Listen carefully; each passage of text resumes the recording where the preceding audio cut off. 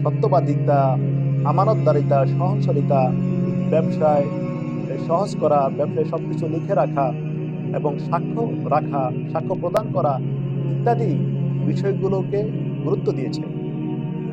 এমনকি এই উত্তম কাজগুলো এগুলো ব্যবসাকে উন্নত করে। অপরদিকে অনৈতিক কাজগুলো ইসলাম হারাম করেছে। যেমন ইসলাম সুদকে হারাম করেছে এবং ব্যবসার মধ্যে ধোঁকা দেওয়া, জালিয়াতি করা, জবরদস্তি করা, কৃত্রিম উপায়ে সংকট তৈরি করা, ওজনে কম দেওয়া, মানুষের সম্পদ অন্যায়ভাবে ভোগ করা, অন্যায়ভাবে দখল করা, এগুলো ইসলাম হারাম করেছে। আসসালামু আলাইকুম ওয়া রাহমাতুল্লাহি ওয়া বারাকাতুহু। ইন্নাল হামদালিল্লাহ ওয়াসসালাতু ওয়াসসালামু আলা রাসূলিল্লাহ আম্মা বা'দ। আউযু বিল্লাহি মিনাশ শাইতানির রাজীম। বিসমিল্লাহির রহমানির রহিম। ওয়া আহাল্লাল্লাহুল বাই'a ওয়া হাররামার রিবা। কাছে কিংবা দূরে, দেশে কিংবা প্রবাসে, যে যেখানেই রয়েছেন সবাইকে জানাচ্ছি অন্তরের অন্তঃস্থল থেকে মোবারকবাদ।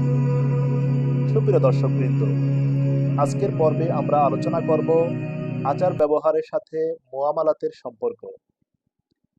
আচার ব্যবহার নৈতিকতার সাথে মুআমালাত তথা পারস্পরিক লেনদেনের অত্যন্ত সুস্পষ্ট সম্পর্ক রয়েছে। মুআমালাত তথা পারস্পরিক লেনদেন এটা আমাদের মহান ধর্ম, মহান দ্বীন ইসলাম সত্যবাদিতা, আমানতদারিতা, সহনশীলতা, ব্যবসায় সহজ করা, ব্যবসায় সবকিছু লিখে রাখা এবং সাক্ষ্য রাখা, সাক্ষ্য প্রদান করা ইত্যাদি বিষয়গুলোকে গুরুত্ব দিয়েছে। এমনকি এই উত্তম কাজগুলো এগুলো ব্যবসাকে উন্নত করে। অপরদিকে অনৈতিক কাজগুলো ইসলাম হারাম করেছে। যেমন ইসলাম সুদকে হারাম করেছে এবং ব্যবসার মধ্যে ধোঁকা দেওয়া, জালিয়াতি করা, জবরদস্তি করা, কৃত্রিম উপায়ে সংকট তৈরি করা, ওজনে কম দেওয়া, মানুষের সম্পদ অন্যায়ভাবে ভোগ করা, অন্যায়ভাবে দখল করা, এগুলো ইসলাম হারাম করেছে। এমনকি ইসলাম আরো হারাম করেছে এমন সম্পদ যেটা ব্যক্তির মালিকানায় নেই সেটা বিক্রি করা। ইসলাম হারাম করেছে এমন সব জিনিস যেগুলো খাওয়া হারাম, সেগুলো বিক্রি করাও হারাম। আল্লাহ সুবহানাহু ওয়া তাআলা বলেন, ও আহাল্লাল্লাহুল বাই'a ওয়া হাররামার রিবা। আল্লাহ সুবহানাহু ওয়া তাআলা ব্যবসাকে হালাল করেছেন এবং সুদকে হারাম করেছেন।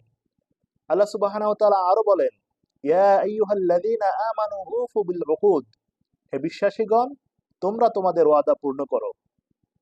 কাজেই আমরা আল্লাহ সুবহানাহু ওয়া তাআলার কাছে দোয়া করি, আল্লাহ তাআলা যেন আমাদের সবাইকে হালাল ব্যবসা এবং পারস্পরিক লেনদেনের ক্ষেত্রে ওয়াদা পূর্ণ করার তৌফিক দান করেন। আমিন। আসসালামু আলাইকুম ওয়া রাহমাতুল্লাহি ওয়া বারাকাতুহু।